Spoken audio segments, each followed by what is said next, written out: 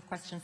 I do think you have to read that text because we have reporting that the United States is striking some targets in Kharg Island. You did say that the military objectives of this war have been... There are two pathways that this thing is ultimately going to end. First of all, the United States has largely accomplished its military objectives. There are still some things that we'd like to do, for example, on Iranian ability to manufacture weapons that we'd like to do a little bit more work on militarily.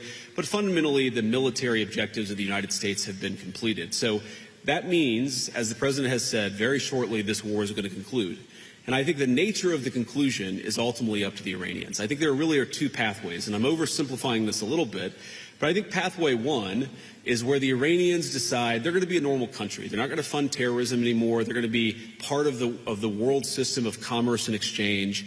And that's going to mean much better things for them economically. It's going to mean better things for the peace and safety of the world. It's going to mean a lot of good things for a lot of people all over the planet. That's option A.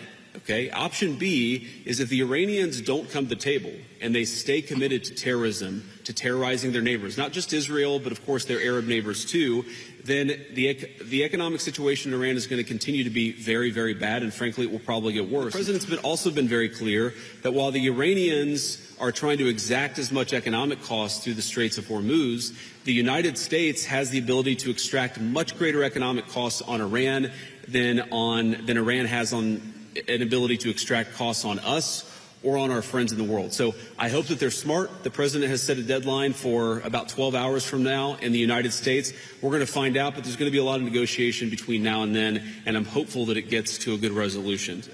My understanding, having talked to Pete and General Kane about this, is that we were going to strike some military targets on Kharg Island. I believe we have done so. The President's deadline has been followed by us and everybody else, and he said very clearly we're not going to strike energy and infrastructure targets until the Iranians either make a proposal that we can get behind or don't make a proposal, but he's given them until Tuesday at 8 o'clock. So I don't think the news on Kharg Island represents a change in strategy or represents any change from the President of the United States. He continues to say the deadline is 8 o'clock. The Iranians were not the fastest negotiators before the war started, and they are certainly not the fastest negotiators now. So we recognize there's some delay sometimes in transmitting messages from one person to another, but we feel confident that we can get a response, whether it's positive or negative. We're going to get a response from the Iranians by 8 o'clock tonight. I hope they make the right response, because what we really want is we want a world where oil and gas is flowing freely, where people can afford to heat their homes and cool their homes, where people can afford to transport themselves to work.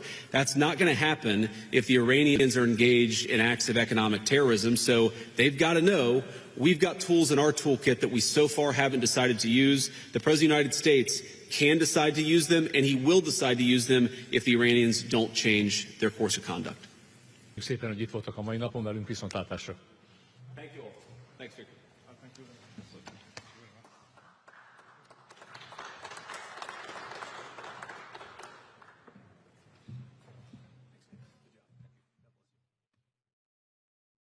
If you like this video, then like, share and subscribe to Mirror Now.